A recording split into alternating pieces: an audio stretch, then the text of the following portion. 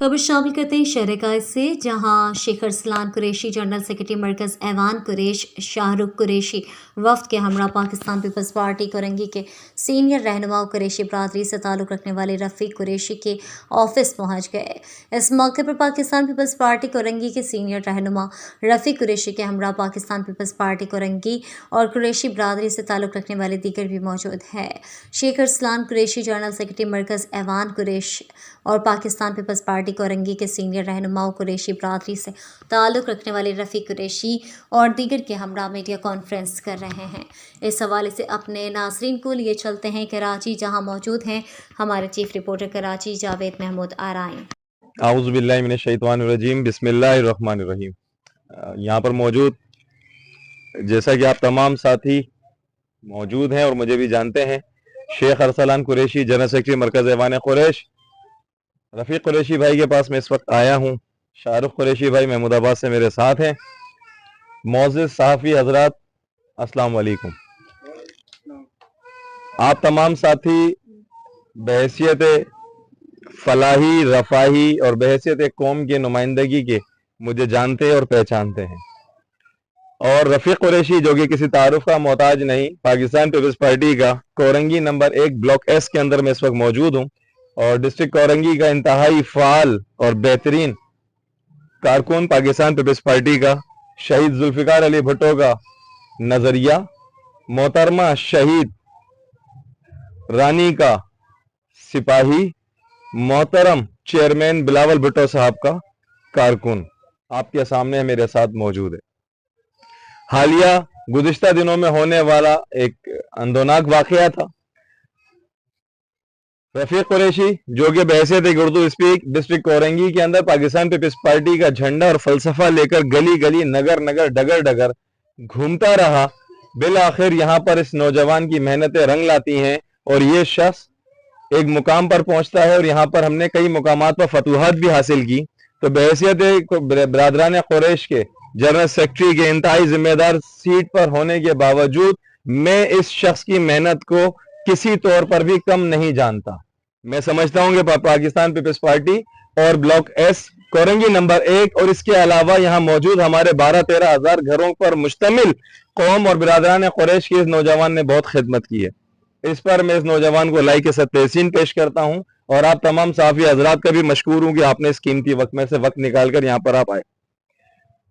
लेकिन साफ़ी चूंकि इस रियासत का एक इंतहाई अहम सतून है और मुझे नजर आ रहा है कि आज मैं इस वक्त जो यहाँ खुद मौजूद हूं, तो मुझे दुख इस बात का है कि रफ़ीक कुरैशी इस टाइम मजलूम शख्स की हालत में है। इसकी कहीं पर दाद रसी मुझे नजर नहीं आई। मेरा दुख, मेरा गम, मेरे चेयरमैन, मेरे तमाम जिम्मेदारान, मरकजी तमाम के तमाम लोग और यहाँ के बिलखसूस बिरादरान कुरैश की आवाम जो मुझसे बार बार और बारहा मुझसे कह रहे थे कि रफ़ीक भाई, जो कि हमारा जख्म पर मरहम रखने वाला आदमी था, आज उसके साथ जो वक्त गुजर रहा है, तो उसके साथ जो जुल्म करने वाले लोग थे, उनके बारे में किसी भी किस्म की कानूनी और ऐसी कार्रवाई कि जिससे इसको सुकून मिल सके या यहाँ की आवाम को सुकून मिल सके। अगर मैं ये कहूँ कि वो अपने आप को इंतहाई, आवाम भी अपने आप को बहुत ज्यादा अपने आप को मजबूर समझ रहे हैं, तो शायद ये बिल्कुल सही लफ्ज है।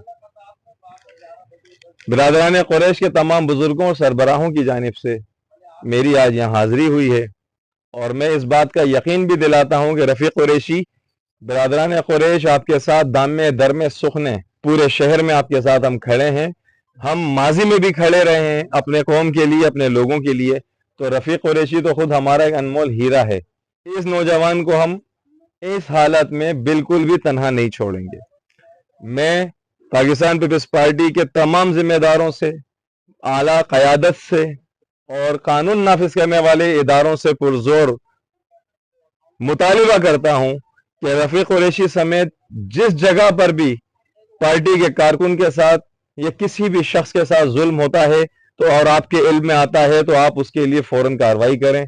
इस वक्त मैं IG सिंध से भी और DIG से भी और मुतल्लिका थाने से भी मैं सवाल पूछता हूं कि मुझे मुल्जिमान के साथ आपका क्या रवैया रहा, कानूनी मामलात लेकर के आप लोग कहां तक पहुंचे, क्या उनको इंसाफ के कटोरे में लाया गया, क्या उनको सजाएं दिलवाई गई, या अगर दिलवाई हैं या नहीं दिलवाई, तो दोनों सूरतों में اس مدعی کو اس بارے میں باخبر کیوں نہیں کیا جا رہا؟ کیوں نہیں بتایا جا رہا کہ ملزمان نے جو اس کی جان کے در پہ آ چکے ہیں اور اس پہ جان لیوا حملہ کیا ہے تو وہ اب تک آزاد کیوں گھوم رہے ہیں؟ میری اطلاعات کے مطابق کسی بھی قسم کی کوئی قانونی کاروائی باعمل نظر نہیں آ رہی۔ اس پر میں پرزور شدید مذمت بھی کرتا ہوں اور اپیل بھی کرتا ہوں کہ ہم پرامن قوم ہیں، پرامن لوگ ہیں، ہمیں قانونی رستہ جو ریاست پاکستان ہمیں دیتی ہے ہم اس پر چل رہے ہیں، لیکن اگر ہمیں مجبور کیا گیا، پریشان کیا گیا، یا اسی طریقے سے ہمارے نوجوانوں کو اسی طریقے سے ان کو اگر دیوار سے لگایا گیا تو ہم مجبور ہوں گے کہ ہم اس کا احتجاج کا دائرہ شہر بھر میں پھیلائیں۔ میری اپیل پھر ایک مرتبہ پاکستان پیپلز پارٹی کے تمام ذمہ داروں سمیت قانون نافذ کرنے والے اداروں سے بھی یہی ہے۔ آپ صحافیوں کا بہت بہت مشکور، شکریہ کہ آپ لوگ یہاں تشریف لائے اور میری آواز بنیں۔ تھینک یو، السلام علیکم۔ رفیق کو کہنا چاہیں گے کہ کیا ہوا تھا، یہ معاملہ کیا تھا؟ جیسے کہ ایک دیا جا رہا ہے، رائے دی جا رہی ہے کہ جی کوئی پلاٹ پہ قبضہ کرنے گئے ہوئے تھے، مسجد کا پلاٹ تھا، یہ حقیقت کیا تھی؟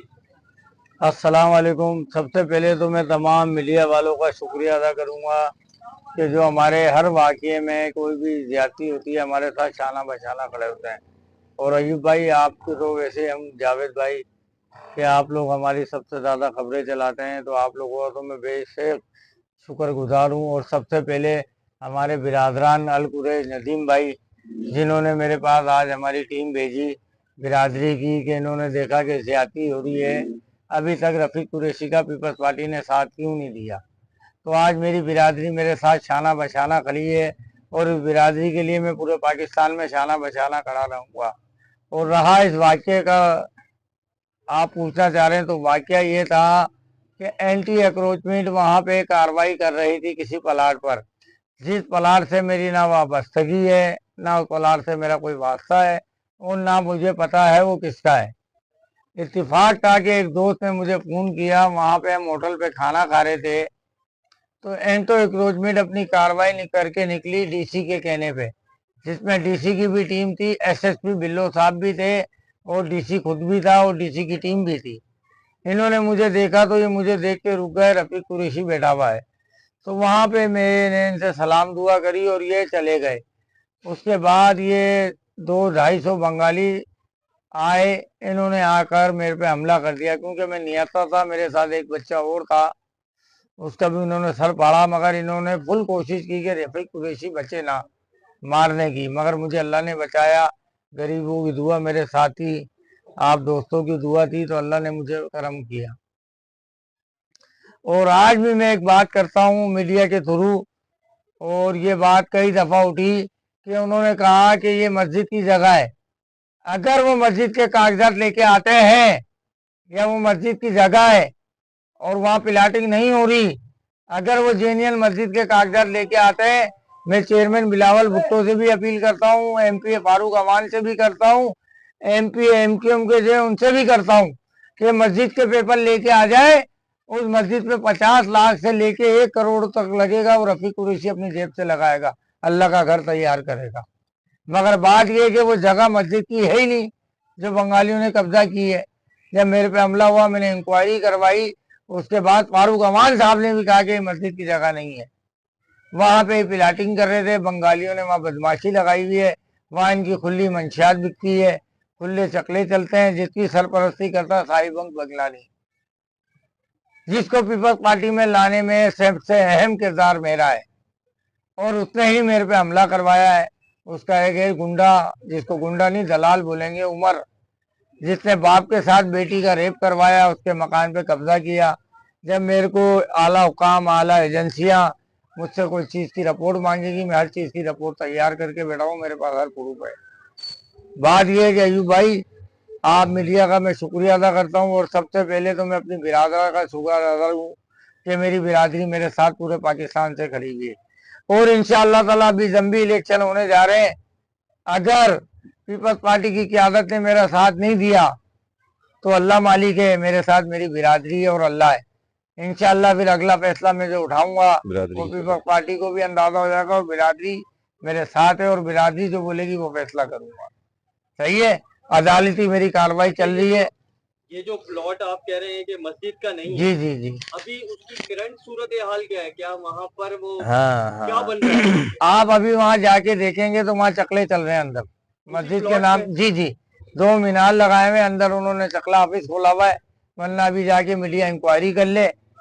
مختلف کمرے نہیں بنائے ہوئے انہوں نے, الگ الگ. کوئی مدرسہ نہیں چل رہا, کوئی مسجد نہیں چل رہی.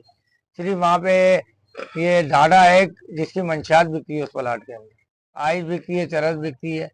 آپ جا کے اس کی انکوائری کر سکتے. سائیں بنگلانی اور عمر بلوچ اس کی سپورٹ کر رہے ہیں. اچھا, اس کے بعد آپ کی کوئی سائن بخش سے وہ گروپوں میں وائسیں چلی تھیں, جی جی آپ نے ایک دوسرے جی جی تو جی اس پہ جی. کوئی پیپلز پارٹی کی جو ضلعی قیادت ہے ہاں, انہوں نے کوئی صلح کرانے کی کوشش یا کوئی امان بات اللہ کی؟ مسعود آج سے 2 دن پہلے آئے تھے, کراچی ڈویژن کے صدر ہیں. انہوں نے مجھے کہا کہ یہ میٹر ایسے, انہوں نے میری سنی. جی جی, نائب صدر.